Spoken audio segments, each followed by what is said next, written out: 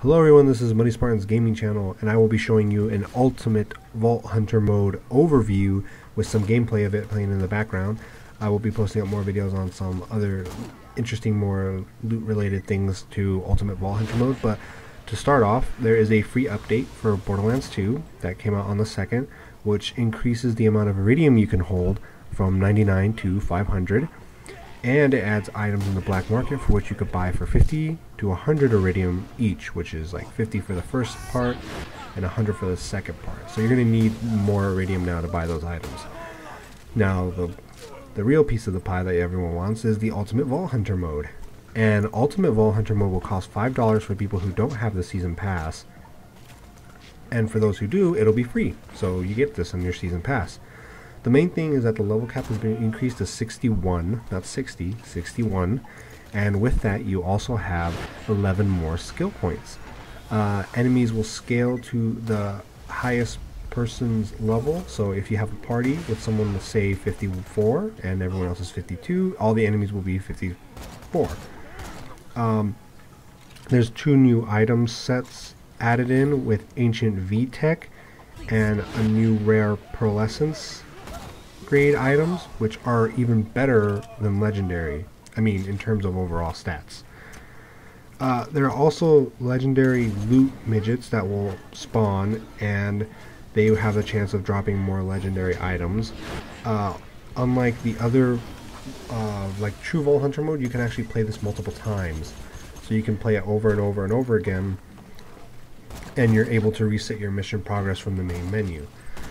Another thing is that you don't start at the tutorial, you kind of start at a mission leading up to basically where you meet, where Claptrap leads you to that little city right there, where you meet our gentleman, by the way. There are also various gameplay changes that have occurred, as I will now show, and you've probably seen already in the video playing in the background. And that is, most importantly, there are changes to slag and enemy health. So enemy health in general has been increased by about 4, so a factor of 4. So if an enemy had 20,000 health, it now has 80,000 health. And not only that, they have, to adjust for this increase in health, they have increased the slag duration. So if you slag someone, they are slagged for longer. And they have also increased the slag multiplier. So there is now the slag multiplier, instead of being ×2, it's ×3. So if you have an enemy slagged, you do 3 times more damage instead of 2. Now, this in general makes elemental weapons very, very awesome. So it makes, in fact, I would argue that it makes elemental weapons necessary. I mean, before it was, you could find a non-elemental weapon and it would do a decent amount of damage, but now an elemental weapon is necessary because, let's say you have a weapon that does 5,000 damage. You have the right element against that enemy, now it does 10,000. If you have that enemy slagged, then you have 30,000. So instead of doing 5,000, you now do 30. Everything is multiplicative in Borderlands 2.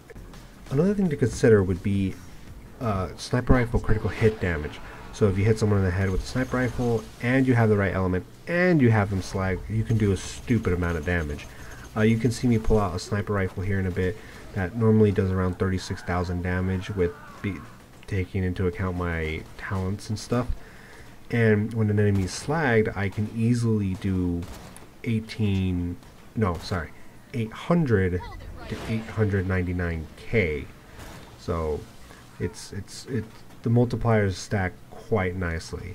And I can only imagine how much damage more you would do is if I was an elemental sniper rifle with the right element against the right enemy.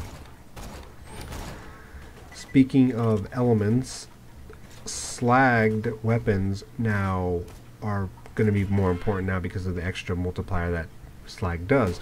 So to facilitate this, they have increased, or I should say decreased, the speed it takes to change weapons. So it's faster to change between a weapon and then switch to another.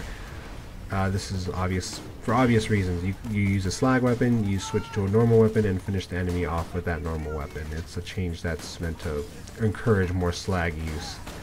Another thing is enemies have some health regen, which to me makes melee useless because they can regen that health faster than you can actually punch it out of them. Another thing is, to conclude, enemies also drop a bit more ammo, which is probably to facilitate that fact that you're going to need more ammo to kill them. You're going to need more ammo in general. So that will be all the changes I will be talking about. I'm going to be posting up more videos of myself playing some Ultimate Vault Hunter mode along with some friends occasionally. And if you like the video, rate, comment, subscribe, all that good jazz. Thank you for watching.